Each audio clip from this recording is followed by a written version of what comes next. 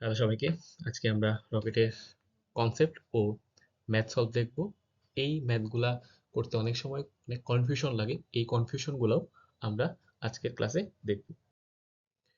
তো আজকে এই ক্লাসটা শুরু করার আগে কিছু সূত্র জানতে হবে। সেই সূত্র কি? প্রথম সূত্র হচ্ছে ঊর্ধ্বমুখী ধাক্কা বল। ঊর্ধ্বমুখী ধাক্কা বলটা আসলে এফটি। ঊর্ধ্বমুখী ধাক্কা বলকে এফটি দ্বারা প্রকাশ করা হয়। FT is equal to VR DM by dt. VR হচ্ছে রকেটের বেগ। রকেটের বেগটা একটা কনস্ট্যান্ট এবং ডিএম বাই ডিটি হচ্ছে জ্বালানি পোড়ার হার। ঊর্ধ্বমুখী বলটা কি? ঊর্ধ্বমুখী বলটা হচ্ছে রকেটের ইঞ্জিন থেকে যখন উচ্চ বেগে গ্যাস নিচের দিকে বের হয়, এর ফলে নিউটনের তৃতীয় সূত্র অনুযায়ী উপরের দিকে বিপরীতমুখী একটা বল অনুভব হয়, যেটাকে ঊর্ধ্বমুখী বল বলা হয়। তাহলে ঊর্ধ্বমুখী বল হচ্ছে FT. FT is equal to VR DM by dt. VR হচ্ছে রকেটের বেগ আর ডিএম বাই ডিটি হচ্ছে জ্বালানি পোড়ার হার। দ্বিতীয় সূত্র হচ্ছে লব্ধি বল।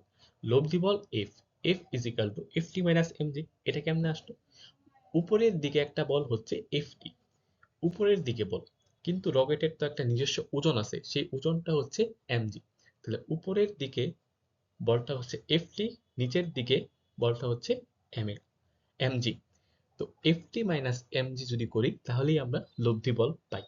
আমরা জানি নিউটনীয় সূত্র হচ্ছে একটা সূত্র পাই যে summation of F is equal to M. তো সেই থেকে আমরা পাই F is equal to M A.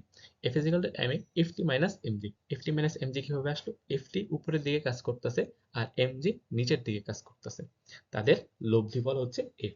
F is equal to M A. এবং এই এমটাকে যদি অন্য পাশে না হয়, তাহলে আমরা যে সূত্রটা পাই সেটা হচ্ছে রকেটের ত্বরণের সূত্র। রকেটের ত্বরণের সূত্র কি? 1/m v into VR DM by DT minus G. তো এখন আমরা ম্যাথে চলে যাব। তো আমাদের প্রথম ম্যাথটা হচ্ছে ডিএম বুয়েটের 24-25-এর একটা ম্যাথ। তো এখানে একটা জিনিস দেখাই। এখানে জিনিসটা হচ্ছে প্রথমেই আমরা ম্যাথটা পড়ি যে রকেটের উড্ডয়নের প্রথম প্রথম প্রথম 5 সেকেন্ডে এ 1/4 হারে ভর হারায়।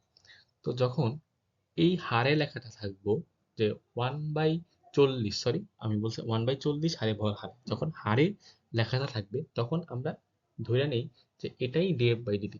যখন হারে বলে তখন আর 5 নিচে 1 সেকেন্ডে কত হারায় সেটা ডিএম বাই ডিটি না।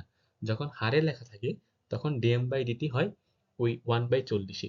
তাহলে ডিএম আমরা প্রথমে এই ত্বরণের সূত্রটা লিখলাম এবং এরপর dm by dt is equal to m by 40। কত হারে? রকেটের ভর কি? রকেটের ভর হচ্ছে এম। তাহলে এম এর 40 হারে, এম বাই 40 হারে ভর হারে। তাহলে ডিএম বাই ডিটি কি? M by 40। এখন যদি আমরা আমরা এই জায়গায় ডিএম বাই ডিটির জায়গায় এম বাই 40 দিই, তাহলে ক্যালকুলেটারে বসাইলে বেগ চলে আসবে, রকেটের বেগ চলে আসবে। অর্থাৎ যখন আমরা হারে লেখাটা দেখব তখন আমরা বুঝে নেব যে ভাই এখানে ডিএম বাই ডিটি দেওয়া আছে। 1 সেকেন্ডে কত সেটা ডিএম বাই ডিটি না, যখন হারে উল্লেখ থাকবে, হারে লেখা থাকবে। দ্বিতীয় ম্যাথটাও ওয়েট 24-এর। এখন লেখা কি? এখন লেখা হচ্ছে কত অংশ হারায়। এখন লেখা কত অংশ হারায়। যখন এই অংশ লেখা থাকবে বা যখন অংশ, তখন কিন্তু এটা ডিএম বাই ডিটি না। তখন 2 সেকেন্ডে ভরের 1/60 অংশ হারায়। তাহলে 1 সেকেন্ডে কত হারায়?